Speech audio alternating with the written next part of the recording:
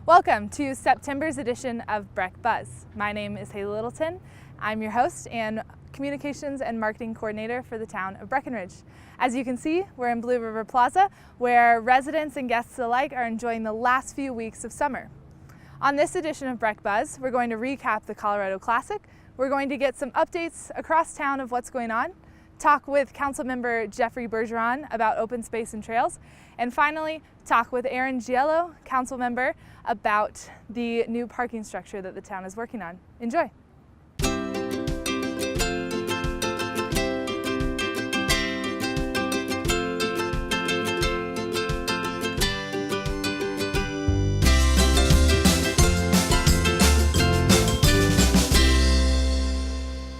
Welcome back to September's edition of Breck Buzz. My name's Haley Littleton, your Marketing and Communications Coordinator. And for this segment, I'm here with Councilmember Jeffrey Bergeron at the Cucumber Gulch Preserve area. So Jeffrey, tell us a little bit about the area. Okay, this is Cucumber Gulch, 77 acres of wetlands. It's really, for a high altitude fen like this, is totally unique. Years ago, the town was worried about it getting developed. There was some developmental rights here, and they partnered up with the county, with the ski area. Tim Casey's partners and his group got together along with the town, and I think we spent about $8 million to preserve not only the wetlands, which really just rare in at this elevation, but also the surrounding trails that the Breckenridge Nordic Center in the winter. Great, yeah. So what would you say is so unique? I know you touched on it, but a little bit more. What's so unique about this area? Well, what is unique is this incredible wetlands within a mile of Breckenridge. So usually when you have something like this, you have to find it at a higher elevation or a more remote area.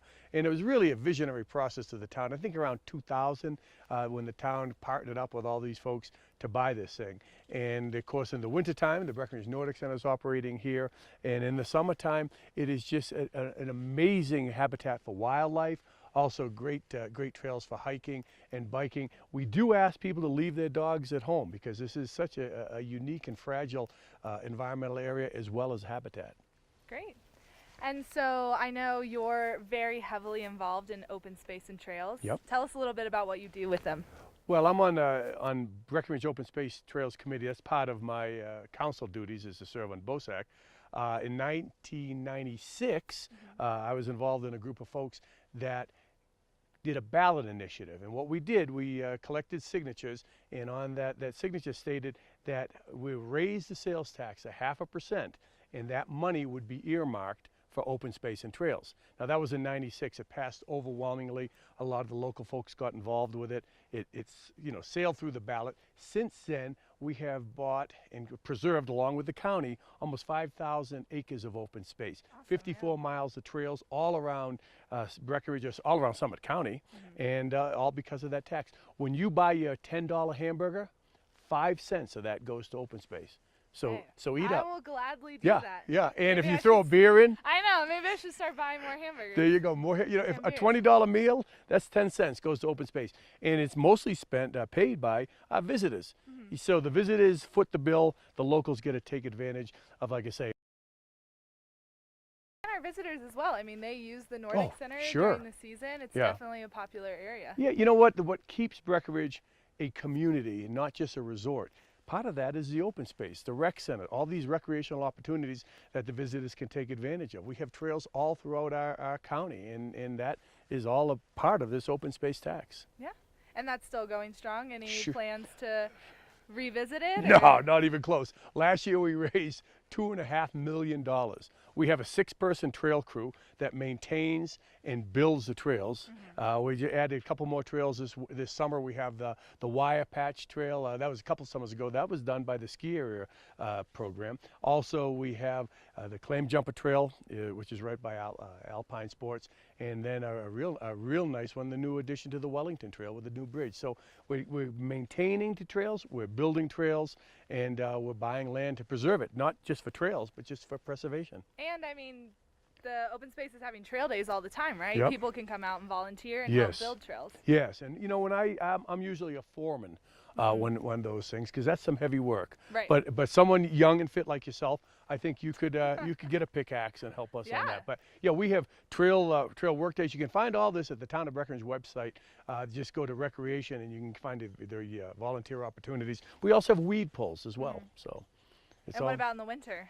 Winter, we don't do much actually as far as volunteering because people get hypothermic. But in the winter, like I say, this is the Breckenridge Nordic Center. We have the Gold Run Nordic Center, which is operated at the Breckenridge Golf Course. And part of the Gold Run Nordic Center terrain bleeds over into some of that purchased land from open space. About 8 years ago, we bought, probably about 10 years ago, we bought the B&B parcel. And that was about 1,800 acres of land all on the east side of Highway 9.